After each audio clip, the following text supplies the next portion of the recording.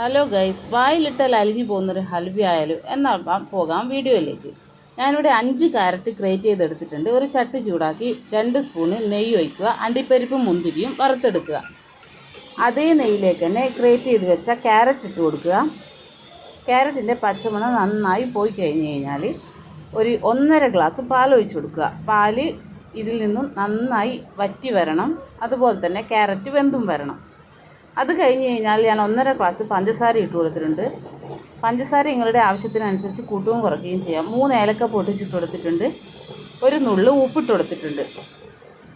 പഞ്ചസാര നന്നായി വറ്റി വരണ്ട് കഴിഞ്ഞ് കഴിഞ്ഞാൽ ഈ 3 സ്പൂണ് നെയ്യ് ഒഴിച്ച് കൊടുത്തിട്ടുണ്ട്.